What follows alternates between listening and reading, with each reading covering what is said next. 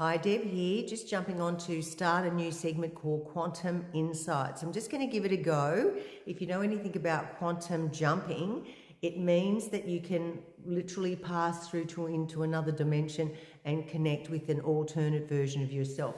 So that's what I'm asking my other self to give a reading on world events and the universe and the cosmos.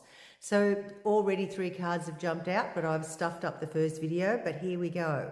This turned up again, upright. So the first Jacaranda Insights had this one in reverse, but the alternate version of me is saying, no, it's upright.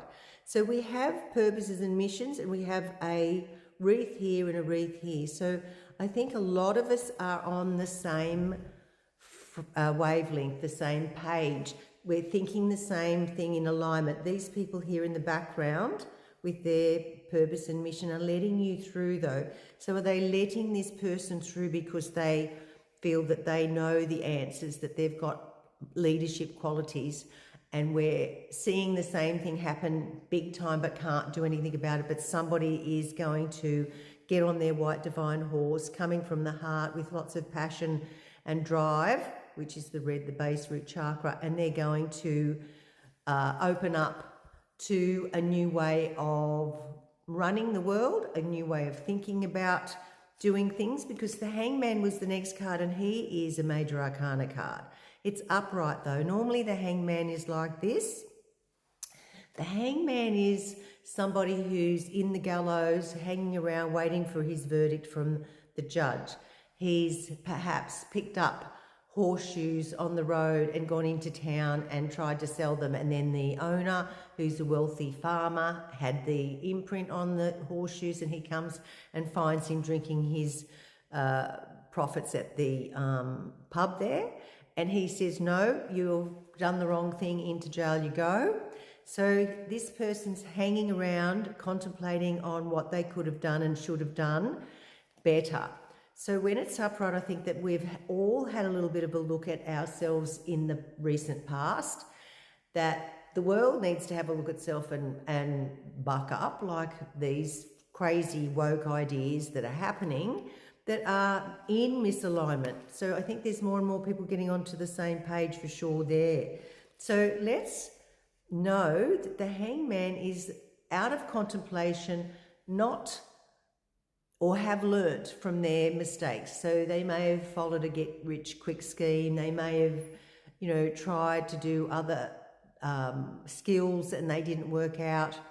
They've tried following the other people or the crowd, but no, they've realised that they have enough wisdom. Their ability to speak is really strong, which is the blue of the throat chakra, and they're very strong on their basic principles and ideals.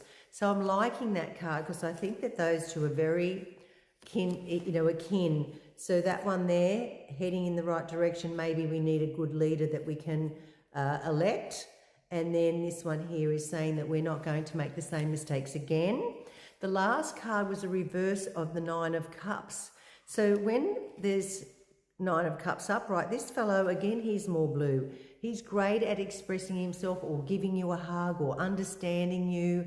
Now, I know with the feng shui, we've had 20 years of the masculine being in the power, and we've got the next 20 years of the feminine side stepping up.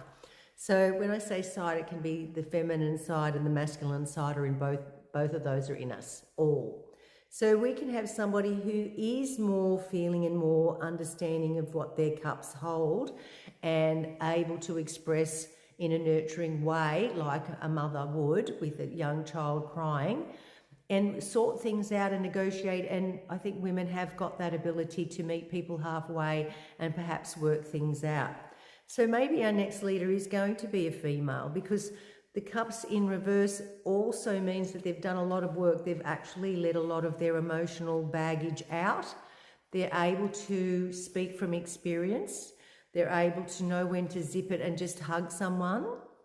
So I'm really getting that that's what the cards are about today for the world, remember? So it's not personal like the Jacaranda Insights. So we have 6, then we have 12, so there's 18 and another 9.